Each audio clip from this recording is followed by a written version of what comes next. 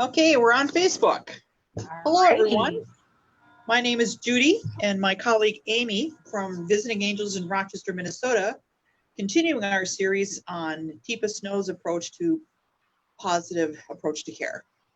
So we've done a lot of talking previously regarding the memory, how the brain changes, the gems of people, what people can do, what their brain is telling you, the nonverbal communications, the verbal communications, what they may mean. What did we talk about last week, Judy? Just last week, what did we focus on? Remember? I'm a product of my environment. What? Oh, emotions. Did we talk about extreme emotions? Extreme emotions. Extreme emotions and how to settle that down. So we've been talking a lot about our verbal and changing the way we speak, using words like trying to stay away from yes or no questions, using can you help me? I'm sorry I made you angry. I'm sorry, this is hard for you. Yep. Being patient. And then we promised today to attempt to share with you the hand underhand technique. It's a little bit hard with social distancing for us to comply with that and demonstrate it for you. But Judy and I, when we were certified in this training, we had to practice this and record ourselves doing it. So I am going to attempt to share that with you. And I'm laughing because it's probably taken Judy and I a good 45 minutes to do this. So we're going to show you a clip. And remember, this was in my beginning stages, so hardly any practice at all. It is not natural. It doesn't just come like that, but it's harder than you would think. Yep, it's worth the effort. So here we go. I'm gonna try this. That's Facebook. You don't need to see that. Okay, we'll start with this one.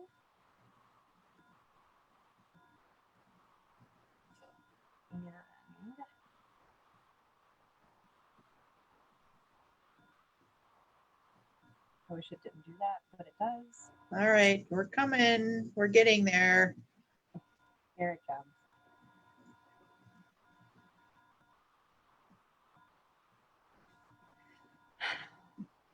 Okay. Now keep in mind that this woman that you're about to see is repeating. I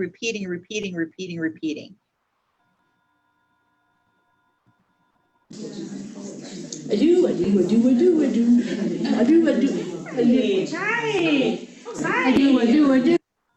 So the first thing you notice is, I couldn't keep that 6-foot distance because she couldn't, I didn't want to startle her by saying her name. So I had to kind of get a little bit close to get into her eye range. She's like picking something up off the floor and she's kind of in her own little world. So I moved my hand down where her sight vision was and then kind of met her. Hi, Aimee.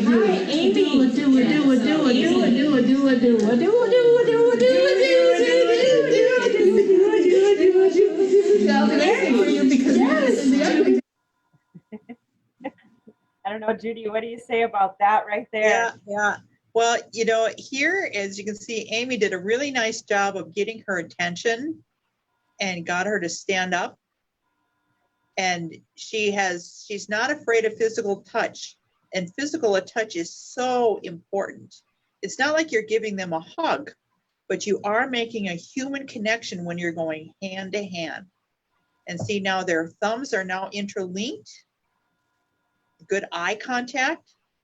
And Aimee's doing a really good job of reinforcing, just repeating her. I do.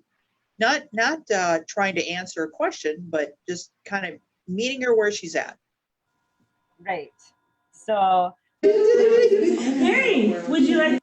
And then right there at the end, you can see how it's kind of hard to explain, but now I'm holding her thumb, kind of like a bro handshake almost. I can't think of another way to describe it. Almost like you would arm wrestle, you know, you'd grab them like you were going to arm wrestle. Yep. Only not quite as tight, but that's the idea. Right. And then I have, you know, here I'm going to try again. This is a lot of technology for us to be doing here today. But let's see. A lot of new technology, I should say. I'm going to try to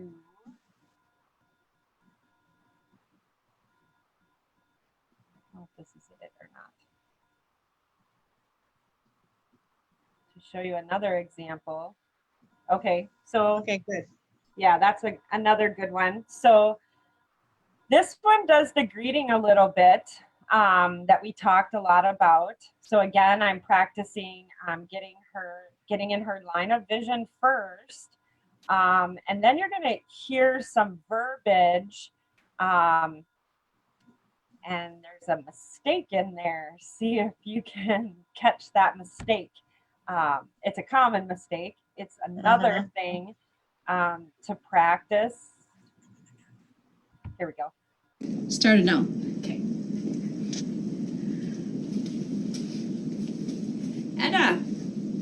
Edda. Hi. Hi, Aimee.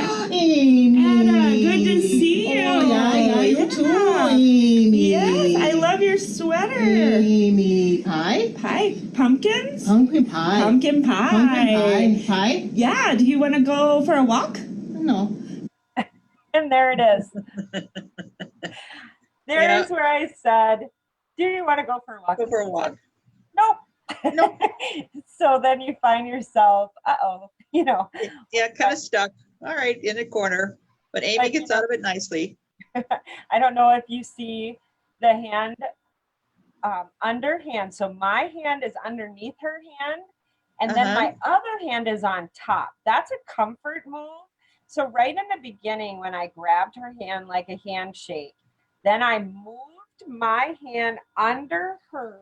We're linked thumbs, and I put my comfort hand on top of her. That's just a really nice, I don't know if you've ever had anyone do that with your hand before, but it is really like when they're comforting. shaking your hand and they use both hands. Right. And what a nice gesture that is. It feels good versus like if you're holding someone's hand, sometimes that can feel like, sometimes it can feel restrictive. This is just kind of a real comfort move. Yeah. Here, we'll and watch it. Keepa Snow will say, you see how the hand, when you've got your hand on joints, like the wrist, the elbow, the shoulder, and you've got your hand under her hand, and if the hand goes to the shoulder or the elbow, you're completing the circuit. And hand on a joint is very comforting. Okay, so I'll finish this one out. I'm not sure how long. No walk? No. Maybe a drink? With pie? With pie. Yeah, let's go see pie. if we can get a drink. Oh, pie. Pie. Pie. All right. Okay, let's go. Okay. Let's go. Pie. Here we go. Yeah. Pie. So I still have that hand under hand, and then my other arm went under her elbow for extra support. That's that you were talking about, Judy, that circuit.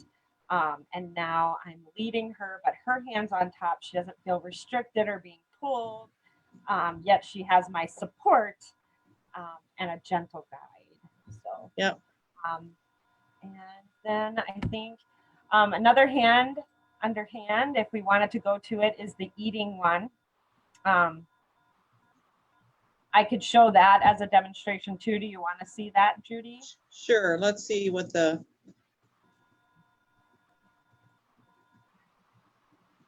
You know, the hand under hand is just a great technique for helping people eat, helping people get up, helping people brush their teeth or comb their hair or wash their face. It's just a great technique.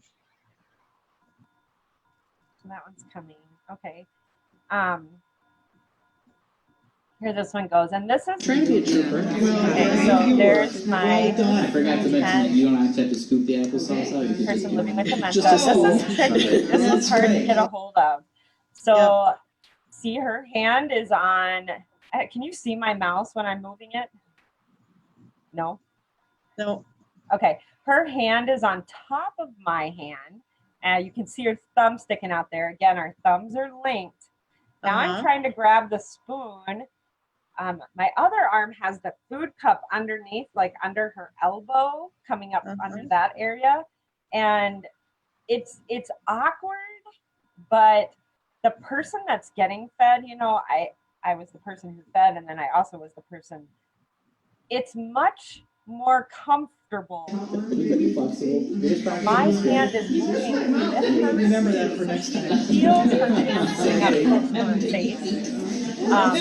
In this experiment, we closed our eyes. The person eating closed their eyes.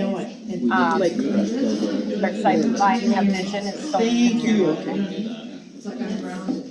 And in this one, I think it's good to note too that we didn't talk. Yeah. We talked about how, you know, if you know, what do you want me to do right now? Look at you and hear what you're saying, or are we concentrating on eating? So, and what Teepa Snow likes to emphasize is the muscle memory, because you've been eating your whole life. You know, the plate to the mouth,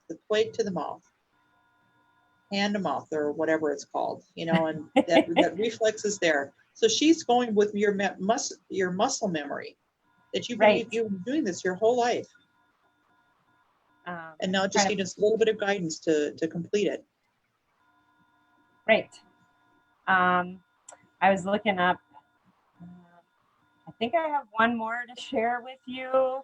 And this one, I just tried to get the hand under hand in a, can you still see me on the screen, Judy? Do you see me? I can see you. Okay. All right, here we go. I am going to attempt to share this last one with you guys.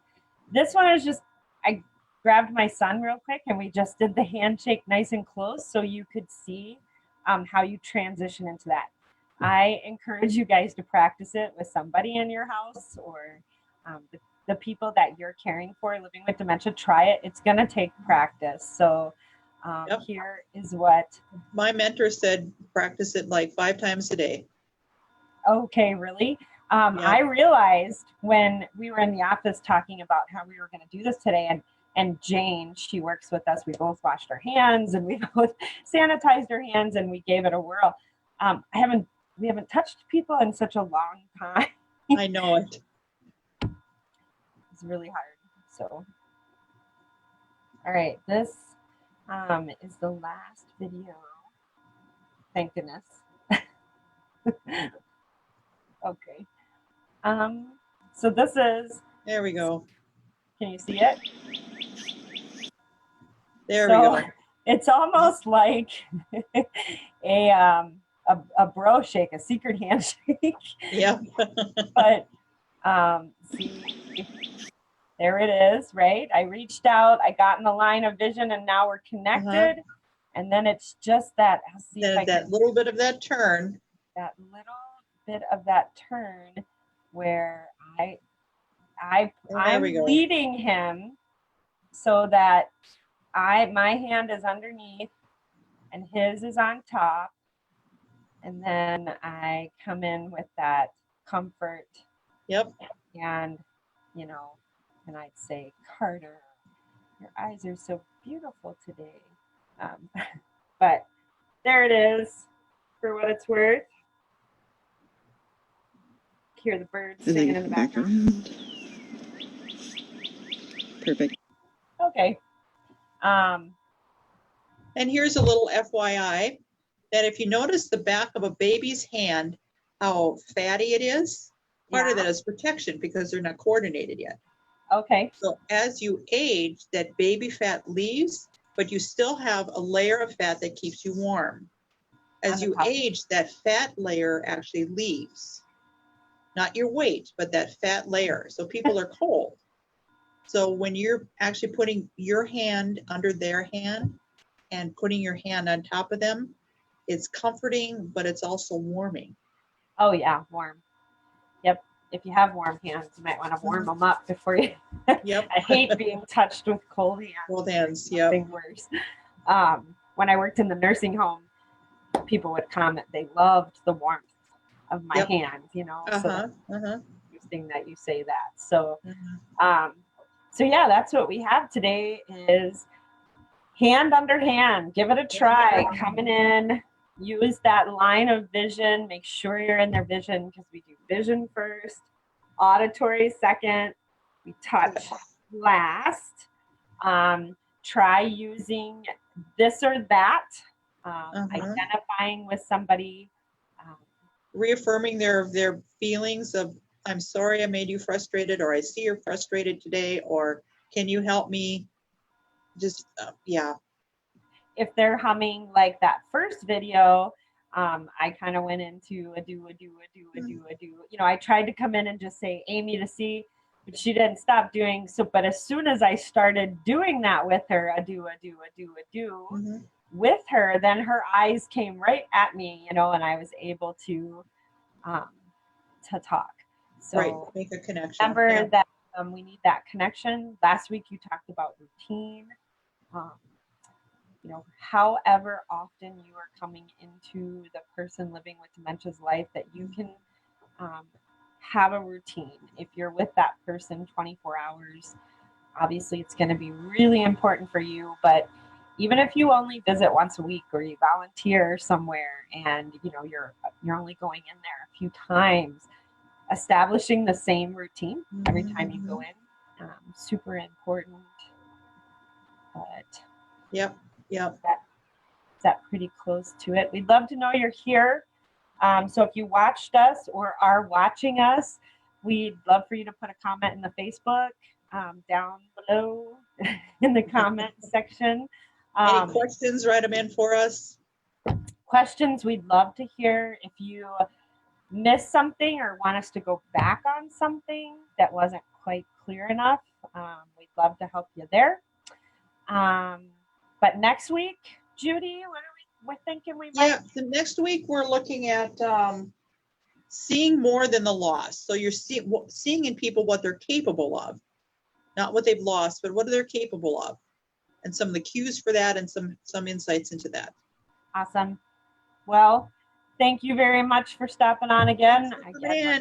Yep, we're gonna do this every Tuesday, 1 o'clock. So thanks. Bye. Bye-bye. Stay safe.